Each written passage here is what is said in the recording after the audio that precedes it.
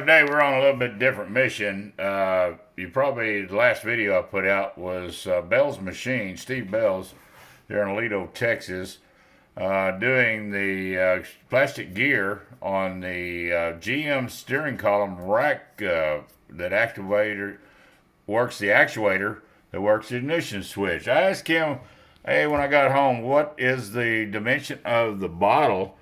The diameter, etc., and the height, so I can build you a nice little rack from Bales Machine Shop. And lo and behold, he sends me a whole detailed drawing with that one question. Now, this is amazing. So, anyhow, my mission is today to get out there in the shop and build him a rack for 6 oil bottles that go with his lathe. And they set up on the top. But this is phenomenal. When you ask your buddy for a dimension and he gives you a CAD drawing.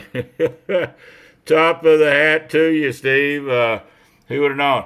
My printer will not print this out, unfortunately. It's a PDF file, and I didn't want to bother him, but I'm going to include this in today's video. Now let's go out to the shop, and we won't get it all in one part today, but show you what we're going to be building for Steve, so his oil bottles will stay right there and reach on the lathe. Well, back out here in the shop, and I'm going to make this out of wood. It's cedar, and I've jigged up. The thick one is the center right here that'll go in. We want as much rigidity. And the thinner ones run through the planer, and those will be the two ends. And you're wondering, what is these 6 dowels for? Well, they're going to be, let's move these dowels down here a little bit. And I'm putting these together with these dowel pins so I could run them on the belt sander and get everything nice and uniform. Even though I cut them out pretty close, best way to do it is after I got the holes for the dowels, which will be glued in place. And it'll have this center one. But there's going to be 6 dowels in here. And then not only that, these ends will be here. I am determined to either make this as old looking as my grandfather's woodwork. Steve was our neighbor, and he loved Grandpa's old shop and Grandpa. And either varnish this real good, may even oil it since it's going to be right above the top of the lathe. But pin these all together so I can get them into the belt sander and make everything nice and pristine. And then also, Steve is the one that went across the United States starting last early June, finished up in September, across America on a bicycle. And he is a renowned cyclist. He's my age within 1 year.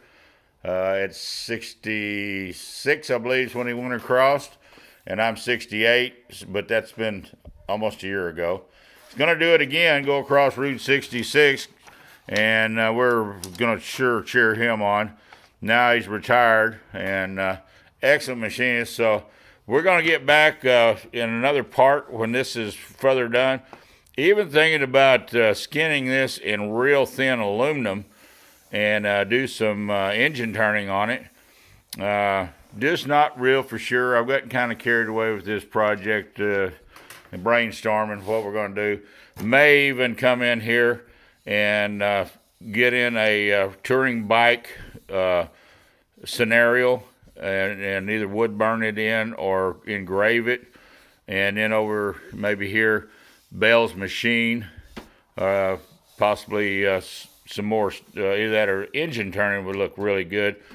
But these dowels, when they run across, that way there's no chips, hell.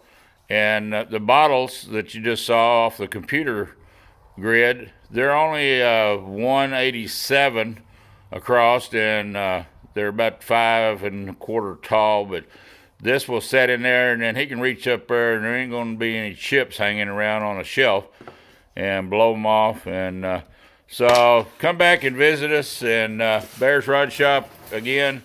Here it is, January the 12th.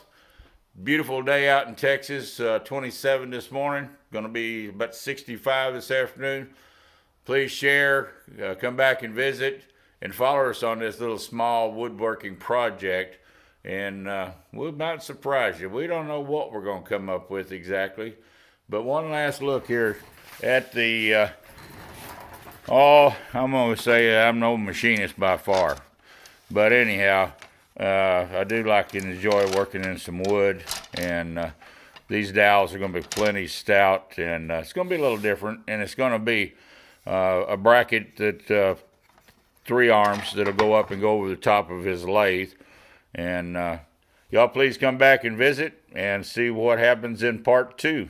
Thank you.